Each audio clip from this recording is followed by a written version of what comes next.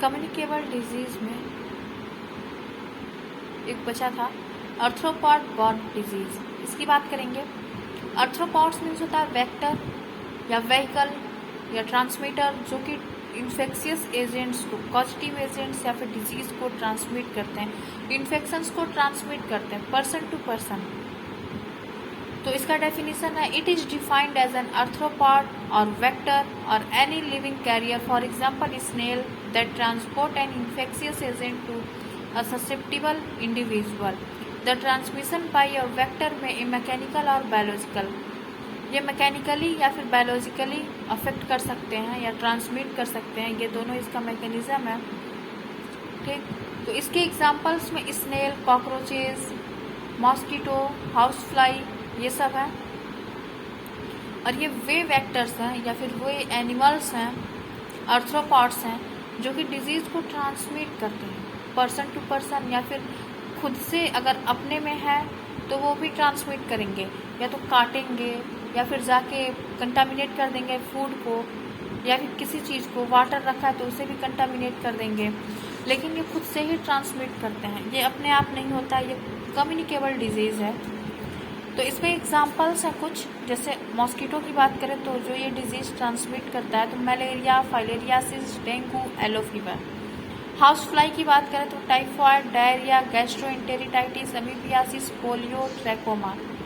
फिर बात करते हैं सैंड फ्लाई, जिसमें है काला जर, सैंड फ्लाई फीवर। लाउस की बात करो तो एपिडेमिक टाइफस। रैट की बात करें तो प्लेग, एंडेमिक टाइफस।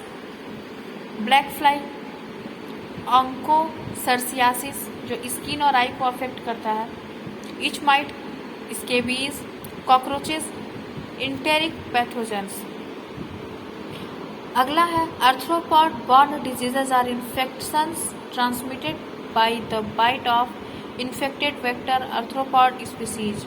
अभी बताएं जैसे कि कोई भी वेक्टर है या फिर आर्थ्रोपॉड है, वो डिजीज को ट्रांसमिट करता है अपने बाइट से।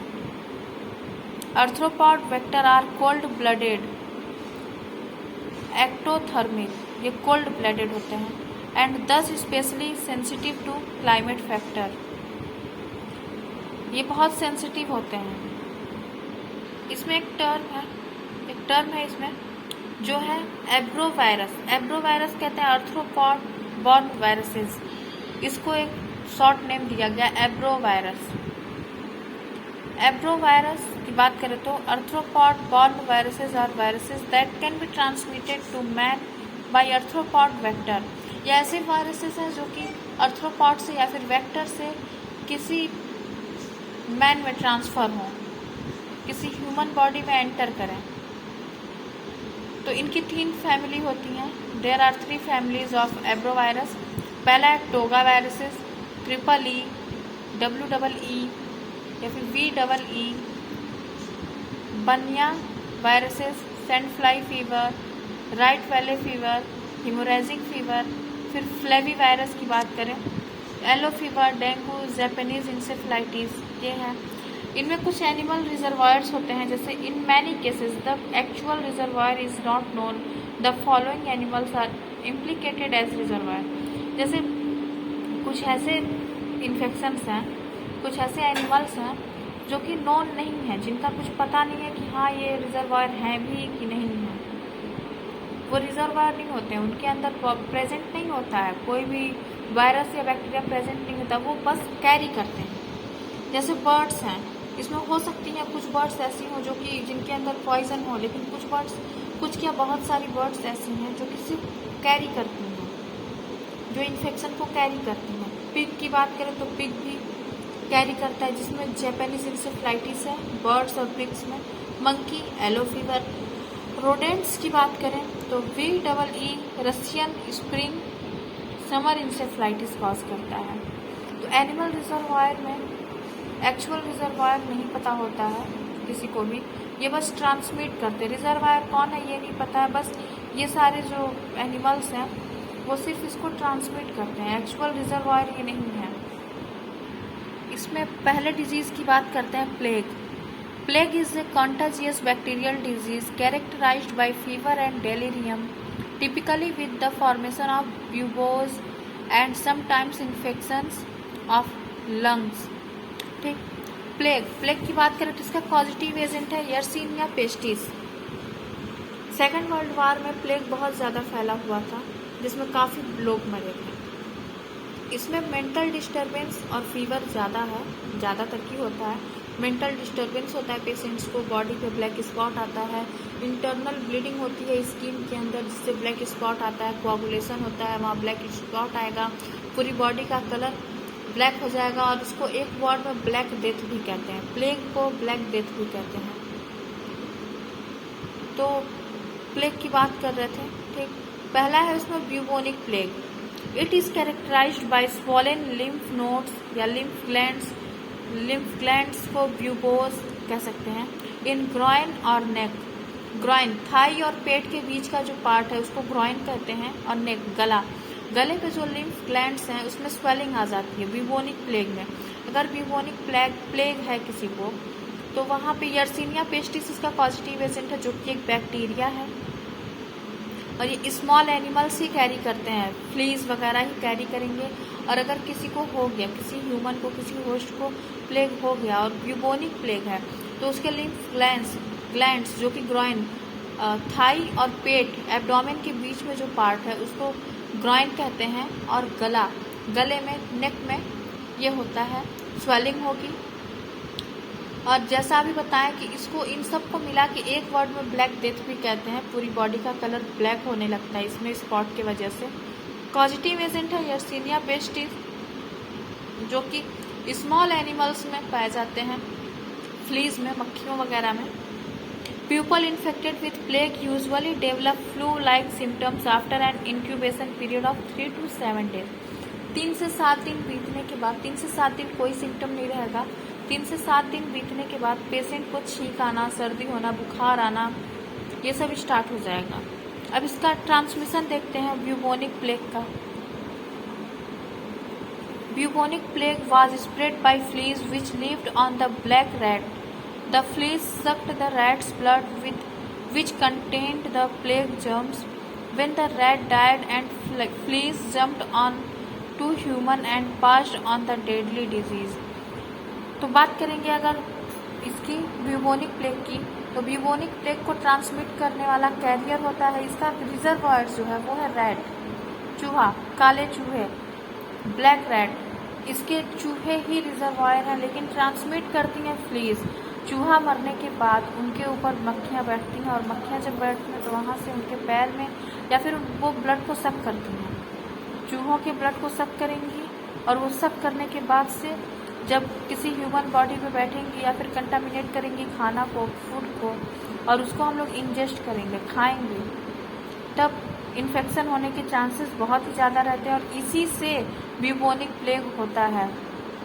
फिर से बताते हैं, कोई ब्लैक चूहा है, काला चूहा, अगर वो मर जाए तो चूहा, जो काला चूहा है, वही इसका रिजर्वॉयर है, कैरी करता है, वही कैरी करता है ब्यूबोनिक प्लेग के जर्म, जो बैक्टीरिया है यर्सीनिया पेस्टिस, इसको काले चूहे ही रखते हैं अपने पास, ये रिजर्वॉयर हैं उसके। अब वो मर जाते हैं तो उनके मरने के बाद से जो मक्खियाँ होती हैं उनके ऊपर बैठेंगी, बैठने के बाद उनका ब्लड फीड करेंगी, सक करेंगी, और जो उनके अंदर जर्म था, बैक्टीरिया था यर्सीनिया पेस्टिस, वो उनके बॉडी में, मक्खियों के बॉडी में चला जाएगा।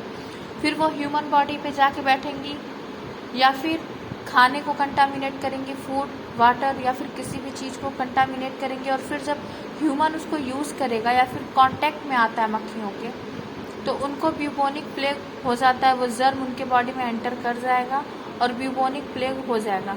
3 से 7 दिन तक इसका कोई सिम्टम नहीं रहता है। 7 दिन के बाद से इसमें फ्लू लाइक सिम्टम्स शो करने लगता है, थोड़ा बहुत फीवर, छींक आना, और जब ज़्यादा होगा तो इसमें मेंटल डिस्टर्बेंस होगा, स्किन के अंदर ब्लीडिंग होगी और ब्लैक स्पॉट होने लगेंगे। इसके सिम्टम्स की बात करते हैं तो जो स्वेलिंग लिम्फ ग्लैंड्स में जो स्वेलिंग आएगी, ग्रोइन या फिर नेक में जो स्वेलिंग आएगी, वो पेनफुल होता है, बहुत ज़्यादा पेनफुल रहता है।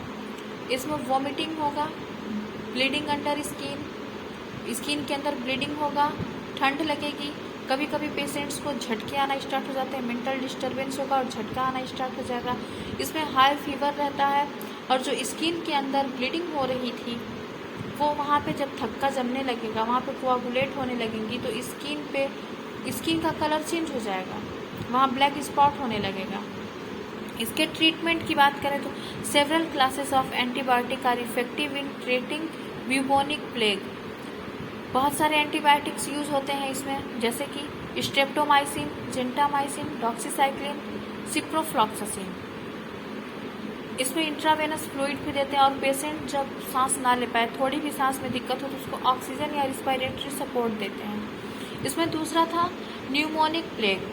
न्यूमोनिक प्लेग नाम से ही समझ में आता है कि ये लंग्स को अफेक्ट करेगा। This plague mainly affect the lungs, और ये ट्रांसमिट होता है एरोजॉल ड्रॉपलेट से। जब हम लोग सांस लेंगे तभी हम लोगों के बॉडी में एंटर होगा। Pneumonic plague is the only form of plague that can be transmitted from person to person. Pneumonic plague एक ऐसा है, इन प्लेग में प्लेग तो ट्रांसमिट करने के लिए कैरियर चाहिए, उसके लिए वेक्टर चाहिए, जो कि छोटे जानवर हैं, स्मॉल एनिमल्स हैं। लेकिन न्यूमोनिक प्लेग की बात करें तो ये पर्सन टू पर्सन ट्रांसमिट होता है। ये पहला ऐसा प्लेग है जो कि पर्सन टू पर्सन ट्रांसमिट होगा। और इसके सिम्टम्स में देखें तो coughing and sneezing, headache, weakness, haematemesis, vomiting in blood, coughing with blood, haemoptysis. अब तीसरे की बात करते हैं, इसमें तीसरा थर्ड टाइप है septicaemic plague. Septicaemic plague is a severe infection caused by the gram-negative Bacillus Yersinia pestis, which is found in rodents. The septicemic form of this disease occurs when the bacteria multiply in blood, causing bacteremia and severe sepsis. ठीक है, अब बात करते हैं symptoms की। Symptoms में पहला fever, chills, weakness, abdominal pain, shock, bleeding under skin, intravascular coagulation, necrosis of small vessels. Acral regions such as fingers, toes and nose may become gangrenous, hence also called as black death. ठीक, ये plague खत्म। अब बात करते हैं malaria की। Malaria is derived from Italian word mal aria और bad air.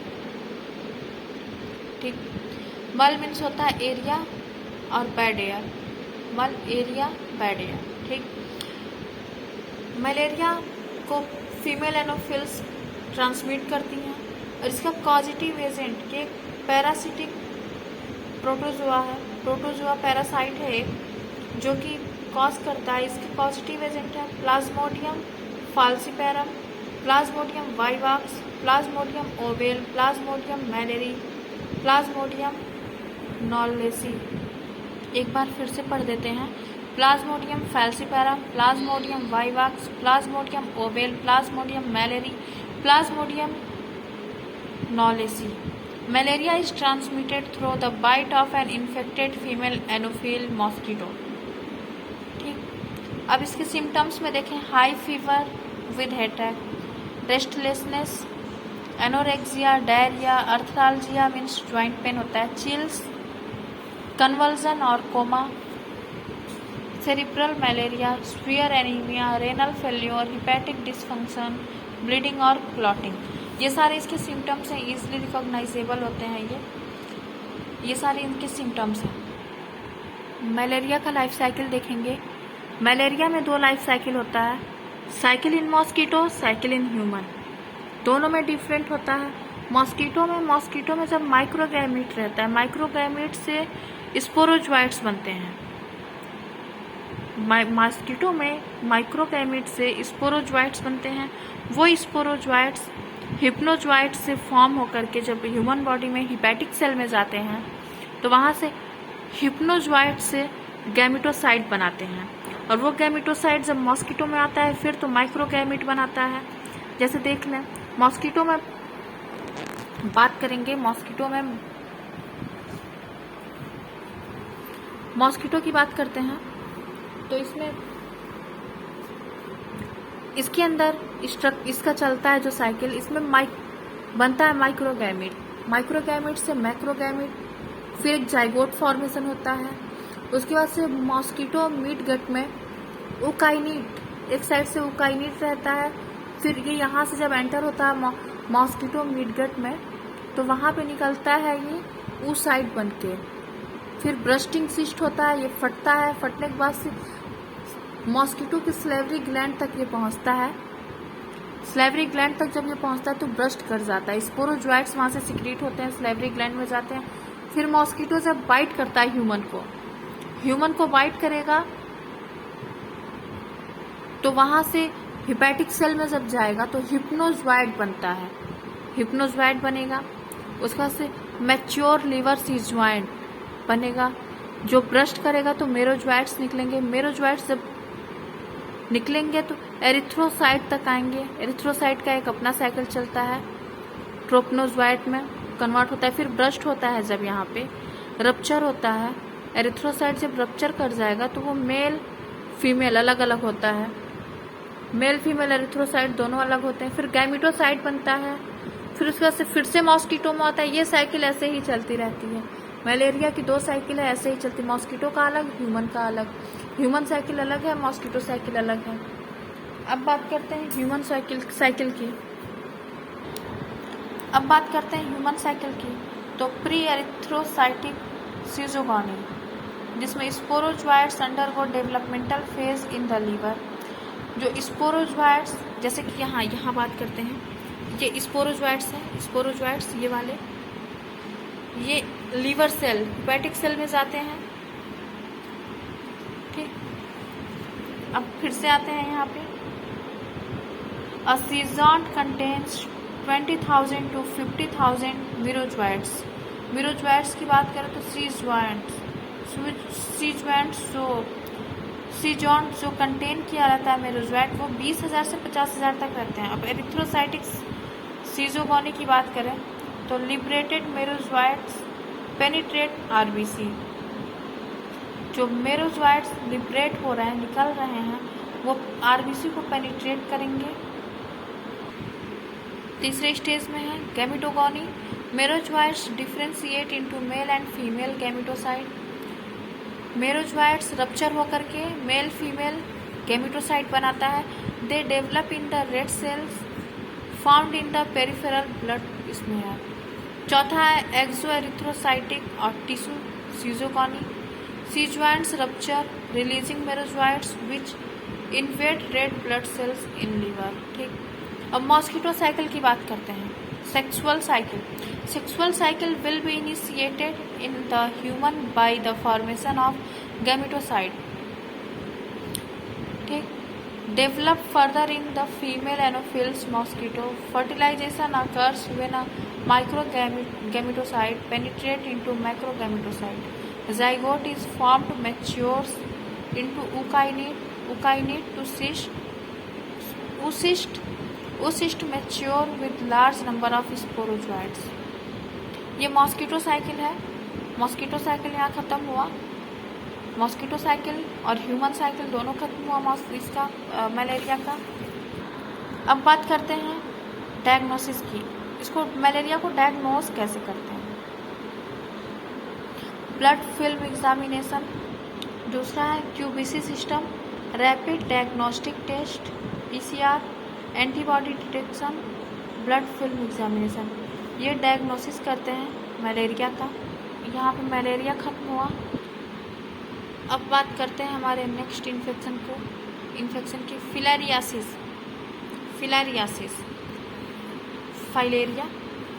Filariasis is the pathological condition caused by infection of filaria nematode transmitted by different vectors। Filariasis एक पैथोलॉजिकल कंडीशन है जिसको ट्रांसमिट करने वाला निमेटोड है। इसको transmit करने के लिए एक वेक्टर की ज़रूरत पड़ती है।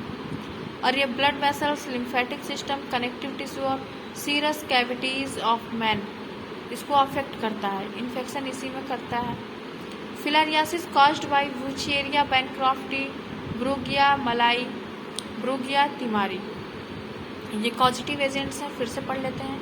वुचेरिया बैनक्रॉफ्टी, ब्रूगिया मलाई, ब्रूगिया तिमारी। ठीक, अब इसका क्लासिफिकेशन देखते हैं। इसको क्लासिफाई किया गया है ये जहाँ जहाँ अफेक्ट करता है, जिस जिस बॉडी पार्ट को इन्फेक्शन कॉज करता है, जिस जिस बॉडी पार्ट्स में, उसी हिसाब से इसको क्लासिफाई किया गया। पहला है लिम्फेटिक फिलेरियासिस, जो कि लिम्फ नोड्स को अफेक्ट करता है। The causative agent affect mainly the lymphatic system. It results to a more serious complication such as enlargement of body parts. It causes severe pain and permanent disability. Lymphatic filariasis में जितने भी nodes हैं, lymphatic system में जितने भी nodes वगैरह हैं, सब में स्वेलिंग बहुत ही ज़्यादा आ जाती है, जो जिसमें कि पेन होता है, सीवियर पेन होता है, और कभी कभी ये परमानेंट डिसेबिलिटी भी कॉज करता है। सबक्यूटेनियस फिलेरियासिस की बात करेंगे। It is the subcutaneous area of skin affected. In this, the subcutaneous area of skin affected, subcutaneous area affect होता है, जिसमें कॉजेटिव एजेंट है लोआ ऑन्कोसर्का, वाल्वुलस, मैंसोनेला, स्ट्रेप्टोसर्सा, ये इसका पॉजिटिव एजेंट है। अब सीरस कैविटी की बात करें, it is caused by mansonella ozzardi, Monsonella perstans. It affects the abdomen's serous cavity. Mens को अफेक्ट करता है मेनली। ट्रांसमिशन देखें इसका, तो the infestation is transmitted by female culex mosquitoes. इसको ये भी ट्रांसमिट करने के लिए मॉस्किटो की ज़रूरत होती है। तो फीमेल एनोफिल्स थी मलेरिया में, फाइलेरिया में है female culex mosquitoes from one individual to the other. The worms live in the lymphatic system.